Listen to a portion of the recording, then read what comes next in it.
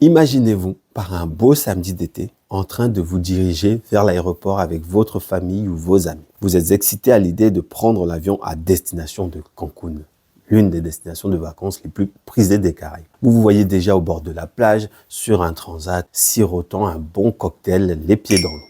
Mais à votre arrivée à l'aéroport, une mauvaise nouvelle vous attend. Votre avion affiche non pas 1, ni 2, ni même 3, mais bien 6 heures de retard. 6 heures plus tard, votre avion décolle enfin. Mais une annonce vient perturber votre soulagement. Vous allez devoir faire 2 escales imprévues. Après ces escales, le vol s'est tellement prolongé qu'il ne reste plus rien à manger ni à boire à bord. À l'approche de votre destination, un autre obstacle survient. Votre avion va devoir patienter 30 minutes supplémentaires dans les airs avant de pouvoir atterrir. Ce qui porte votre temps de vol total à 10 heures pour un vol qui n'aurait dû ne prendre que 4 heures. Et comme un dernier coup du destin, l'atterrissage s'avère si chaotique que les masques à oxygène et les bagages tombent littéralement sur la tête de tous les passagers, y compris la vôtre. Yes! Vous imaginez l'état d'énervement dans lequel vous vous trouveriez après un tel vol? Cette histoire est une histoire vraie, arrivée à des passagers d'un vol New York-Cancun dans les années 90. Et je vais vous annoncer quelque chose qui va vous surprendre. Malgré tout ce qui s'est passé, quasiment tous les passagers étaient ravis à l'arrivée. Certains ont même affirmé avoir vécu l'une des expériences de voyage les plus amusantes de leur vie. Non, ce n'est pas vrai. C'est impossible. Vous vous demandez sûrement comment une réaction comme celle-ci est possible après une telle catastrophe. Eh bien écoutez, c'est pas arrivé par magie. Je vous rassure, quelques heures plus tôt, 100% des passagers étaient déjà prêts à déposer un recours collectif. Il y avait même déjà un avocat qui commençait à noter les noms et les adresses de tout un chacun pour pouvoir aller déposer plainte. Mais ça, c'était sans compter sur un homme qui allait tout faire basculer. Silvio De Bortoli, le patron du Club Med de Cancun, donc le club de vacances qui organisait ce vol, informé de ce qui se passait sur le vol, il n'a pas hésité à se rendre à l'aéroport avec la moitié du personnel du club de vacances. Ensemble, ils ont accueilli les voyageurs avec un buffet de bienvenue improvisé. En descendant de l'avion, donc, les passagers ont été salués individuellement avec des excuses sincères. On a pris en charge leurs bagages, on leur a proposé une collation dans une ambiance musicale et conviviale à même l'aéroport. Ensuite, ils ont été emmenés au club de vacances où une soirée de bienvenue les attendait avec le reste du staff, un groupe de mariachi et les autres vacanciers, qui étaient eux aussi pressés de s'amuser. La fête a duré jusqu'à l'aube. Après cette soirée, autant vous dire que les clients étaient absolument enchantés. Si vous êtes entrepreneur, vous aussi, dans votre business, vous avez dû avoir des clients mécontents. Et c'est normal. Plus vous multipliez les transactions de type client-fournisseur, plus vous allez devoir gérer des défaillances. C'est inévitable. C'est pas parce qu'il y a des défaillances que les clients qui ont subi ces erreurs sont perdus à jamais. La première erreur que l'on peut faire en tant qu'entrepreneur, c'est de laisser partir des clients mécontents. Des clients qui de fait ont une mauvaise image de votre entreprise.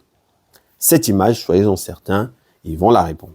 Car oui, en tant qu'être humain, nous adorons raconter les mauvaises choses qui nous sont arrivées. Si vous aussi, comme moi, vous avez fait cette erreur de laisser partir un client mécontent, c'est que vous n'avez pas compris ce que Silvio De Bortoli, lui, avait instinctivement compris. Et il ne faut pas vous en vouloir. C'est tellement contre-intuitif que moi-même, j'ai eu du mal à le croire la première fois que j'ai lu un papier sur le sujet dans la Harvard Business Review. Je vous mettrai un lien de l'article dans la description de cette vidéo. Donc, cette chose qu'il a compris, c'est un principe qui peut s'énoncer sous la forme d'un paradoxe. Un client peut être plus satisfait de votre entreprise après que vous avez corrigé une erreur que s'il n'y avait jamais eu d'erreur. C'est le paradoxe de la récupération de services. En anglais, Service Recovery Paradox. Exposé comme ça, les choses paraissent très simples. Quand un client subit un préjudice, il faut tout faire pour le réparer avec une compensation supérieure au préjudice subi. C'est évident et pourtant, ce n'est pas ce que nous constatons dans la plupart des services clients des entreprises. Alors, pourquoi toutes les entreprises ne font-elles pas ça? Pourquoi elles ne mettent pas en place ce principe de récupération de services? Je dirais que c'est pas si évident. Si toutes les entreprises ne le font pas, c'est pas parce que les gens qui y travaillent sont tous bêtes ou malveillants. Je dirais que la raison principale est avant tout systémique. Les entreprises mettent en place généralement des processus en vue d'avoir un système de production le plus efficace possible. Les employés sont donc formés pour des tâches précises et ils sont formés pour ne pas sortir de leur rôle en vue d'optimiser justement la production, ce qui les rend incapables d'improviser. Par exemple, dans une chaîne de restauration rapide, tout est pensé et structuré pour que les commandes des clients sortent le plus vite possible. Chaque employé a un rôle à jouer et ne doit pas en sortir. Quand un employé a un imprévu ou un problème, il appelle un manager dont c'est la charge de résoudre le fameux problème. Alors, ces processus orientés production sont très efficaces pour satisfaire les clients quand tout va bien. Pour preuve, quand vous allez chez McDo et que tout se passe bien, votre plateau est prêt dans les 5 à 10 minutes qui suivent la commande. Vous avez exactement le Big Mac que vous avez commandé et vous n'avez aucune raison de vous plaindre. En revanche, dès que vous avez une erreur, c'est là que ça se corse. Généralement, vous allez aller à l'accueil. La personne qui vous reçoit doit généralement appeler un manager qui arrive avec son super badge accroché à la ceinture, le truc qui pend là. Il va badger, il va tapoter des choses sur la caisse pour faire je ne sais quoi. Tout ça à la fin pour vous offrir un McFlurry gratuit. Alors, si le manager n'avait pas été là, tout ce à quoi vous aurez eu droit aurait été des excuses de la personne qui dirait quelque chose comme « Je suis vraiment désolé, mon manager n'est pas là, je ne peux rien faire, repassez demain. » Vous, évidemment, vous n'avez pas que ça à faire que de repasser demain. Et si ça n'avait pas été McDo, vous ne seriez probablement pas revenu de sitôt dans le restaurant en question. Donc, vous voyez qu'à eux seuls, ces processus orientés production ne sont pas suffisants pour fidéliser et retenir des clients sur le long terme. Car plus vous avez de transactions avec des clients, plus vous allez tomber sur des cas où ça se passe mal. Il est donc indispensable de réagir quand ça se passe mal pour garder vos clients. C'est là que la stratégie de récupération de services prend toute son importance. C'est dans ces moments-là, dans les moments où ça se passe mal, que vous avez de véritables opportunités pour fidéliser vos clients en dépassant leurs attentes dans la manière où vous allez résoudre leurs problèmes. Pour vous donner une autre anecdote, l'année dernière, j'ai commandé un écran chez LDLC Pro. Je suis développeur indépendant, j'avais besoin de matériel informatique, je suis allé chez LDLC Pro, jusque-là, rien d'étonnant. Sauf que, quand j'ai reçu mon écran, il y avait une ligne de pixels morts sur le côté. Donc, des choses qui arrivent. J'ai appelé le service client. J'ai eu un monsieur très gentil qui m'a juste demandé d'envoyer un email avec le numéro de la commande et une photo de l'écran allumé pour qu'il voit si la fameuse ligne de pixels morts était bien présente. Ce que j'ai fait, tout en restant en ligne avec lui. Rapidement, il a vu le problème. Il m'a envoyé dans la foulée une étiquette retour. Dans l'après-midi, j'ai remis mon écran en route vers LDLC Pro. 2 jours après, j'avais un nouvel écran fonctionnel sur mon bureau. Ils ont été si rapides dans le traitement de mon problème que maintenant, je passe toutes mes commandes professionnelles chez LDLC Pro, CQFD. Wow! Bon, trêve d'anecdotes, revenons à notre sujet. Si vous avez regardé cette vidéo jusqu'ici, c'est que le sujet vous intéresse. Vous souhaitez sûrement savoir de manière concrète comment mettre en place une stratégie de récupération de services au sein de votre business. Donc, allons-y. La mise en place d'une stratégie de récupération de services passe essentiellement par 3 étapes. 1. Mesurer les coûts liés à la perte d'un client insatisfait.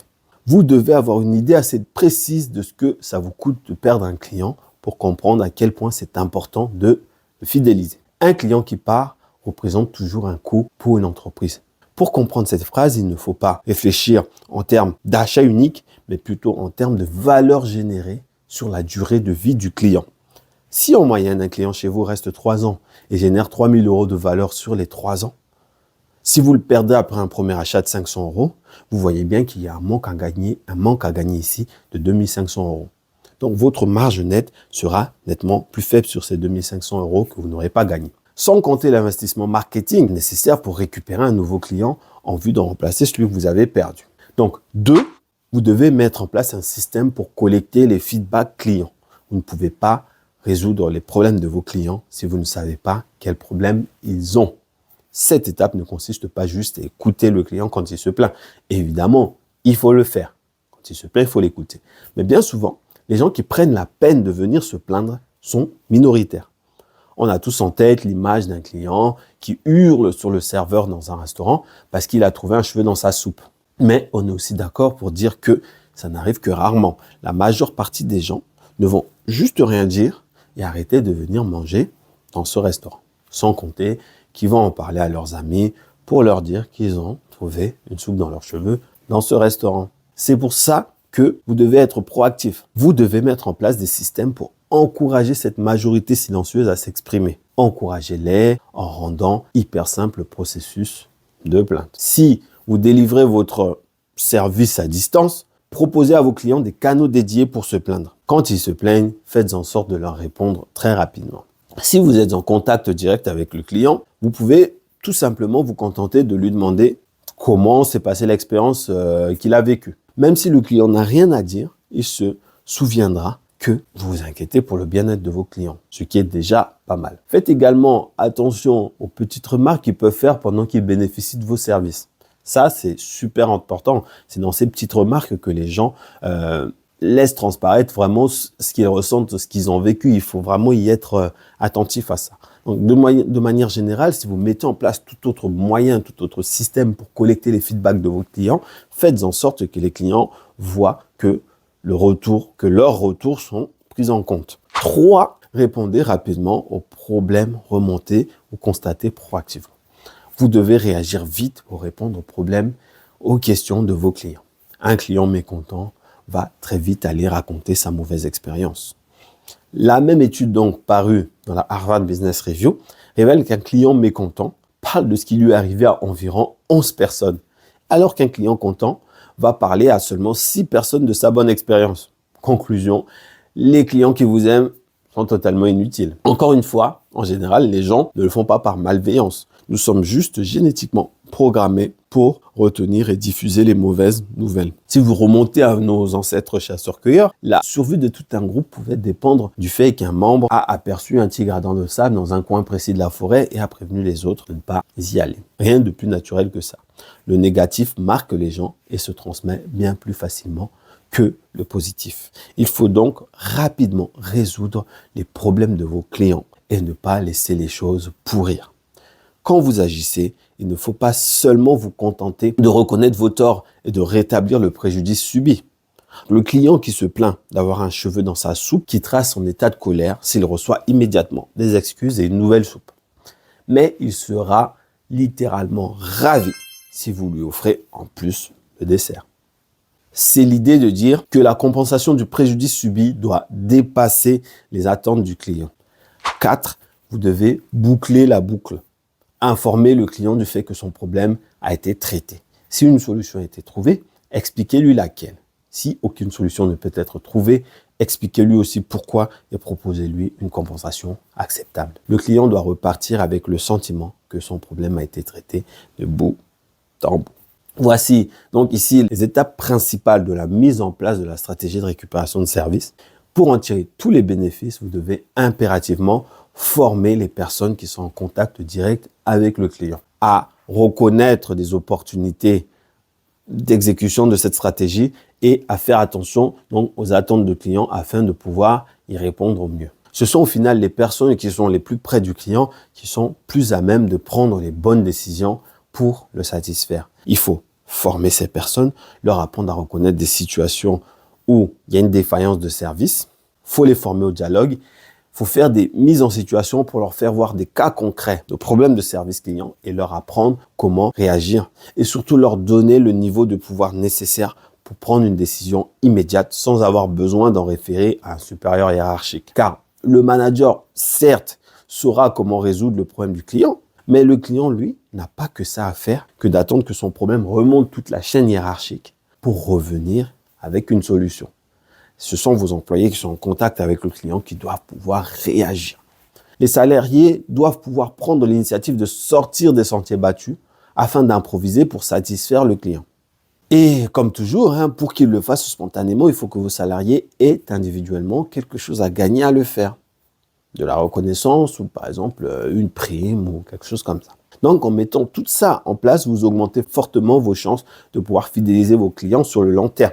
Même dans un secteur extrêmement concurrentiel, la qualité d'un service client peut faire toute la différence. De nombreux clients vont préférer payer plus cher un service dont ils savent que quelqu'un pourra très rapidement les dépanner en cas de problème. Et moi, je fais partie de ces clients-là.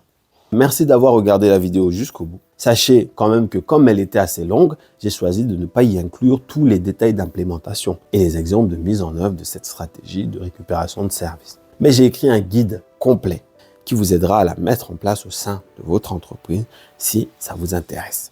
Vous pouvez le télécharger gratuitement en suivant le lien qui se trouvera donc dans la description de cette vidéo, en bas. Je conclurai donc en disant que ce que j'ai raconté ici n'est possible que si vous avez le temps de l'appliquer au quotidien. Si tous les jours, votre boîte mail de service client est engorgée par des demandes à faible valeur ajoutée qui vous prennent beaucoup de temps, vous n'aurez jamais le temps de traiter au cas par cas les demandes de vos clients et de concentrer sur ce qui compte, d'approfondir les relations qui comptent, les interactions qui comptent.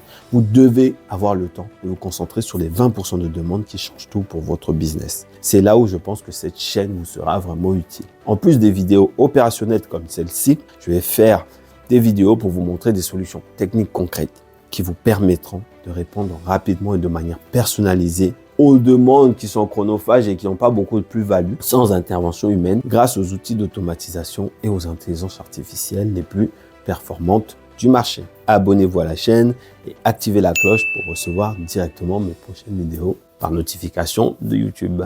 Merci beaucoup. À la semaine prochaine.